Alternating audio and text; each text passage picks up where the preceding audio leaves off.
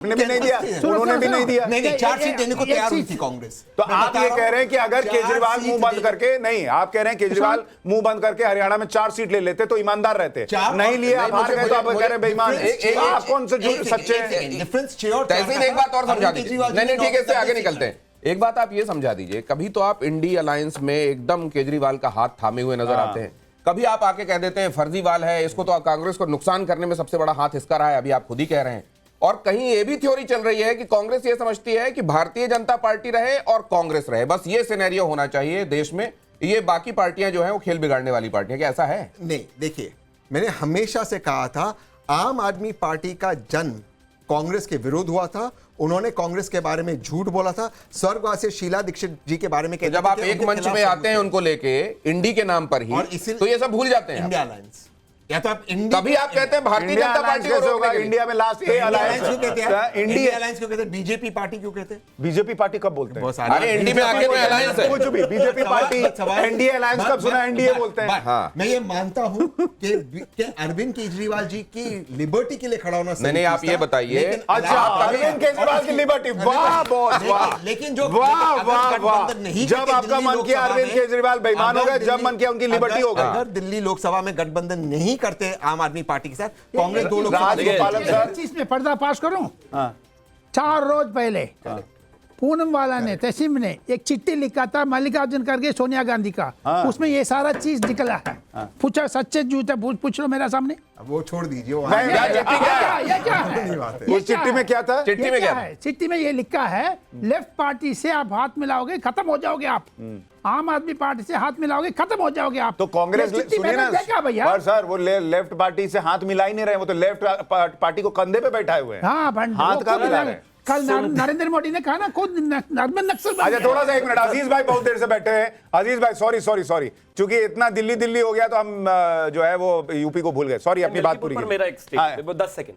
सबसे पहले तो मुझे लगता है कि यहाँ पर अजीज जी को समझना चाहिए कि होई ही सोही जो राम रचि राखा और को करे तर्क बढ़ावे साखा। मान लीजिए, अपने सांसद को भी मनवा दीजिए, अखिलेश जी को भी मनवा दीजिए। इस देश में, दुनिया में मर्यादा पुरुषोत्तम भगवान श्री राम ही राजा राम है। कोई वहां का सांसद या अखिलेश यादव ये सब राजा नहीं है। आखिरकार अंततः आ ही गए पूजा करने, जब करना ही था। और दूसरा स्क्रिप्ट उनकी बाकी वही रटी रटाई है जो बाकी के ऊपर। ठीक अजीज भाई। देखिए सुशांत भाई, शिवम जी को भी पता है कि राम जी की मर्जी से ही अवधेश जी वहां सांसद बने, तो और मिल्कीपुर में भी उनके साहबजादे बनने जा रहे हैं। नहीं तो फिर राम जी बन गए वो। कंप्लीट करने दीजिए। अच्छा, अरे सुनिए ना, क्या कह रहे हैं? राम जी की मर्जी से मैंने कहा, भाई क्या बात करते हैं आप? सुनिए, महिमा है, राम की महिमा है। सुनिए, एक बात आपको बता दें, वो कितना भी आप तोड़ जोड़ कर लो, मिल्कीपुर आपके हाथ में आने वाला नहीं, क्योंकि वहां के लोग बहुत जागरूक हैं। अब रही बात दिल्ली की, दिल्ली में जिस तरीके से मैं देख रहा हूं, आपने कंफ्यूज कर दिया, आप कहानी में ट्विस्ट ले आए। अभी आपने कहा कि आज नंगा नाच हुआ है, सारे वोट डलने नहीं दिए, अब आप कह रहे हैं मिल्कीपुर आप जीत रहे हैं। जी, यही तो सुशांत भाई कहना चाह रहा हूं, मैं यही कह रहा हूं।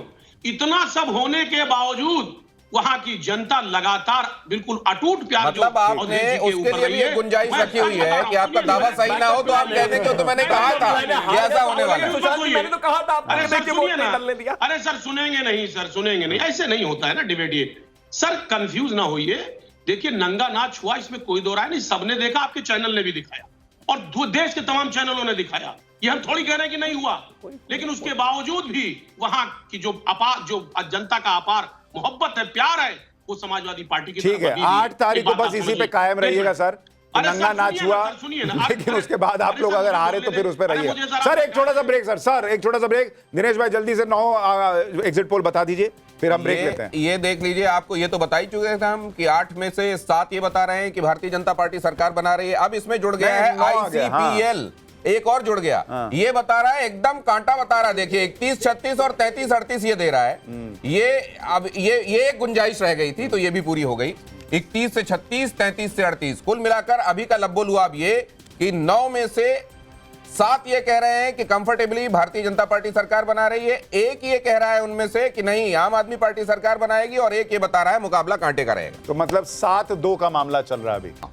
देखिए, चुनाव डेफिनेटली केजरीवाल जी के लिए बहुत ही टफ चुनाव था, और उसका सबसे बड़ा कारण आप देख सकते हैं कि खुद ही अपनी सीट में फंसे हुए हैं, एकदम फंसे हुए हैं। पिछले 2 चुनाव, अगर पिछले 2 चुनाव की बात करें तो उनको वोट आया था 50% से ऊपर, लेकिन इस बार जो भी जीतेंगे 2 या 3% से ही जीतेंगे।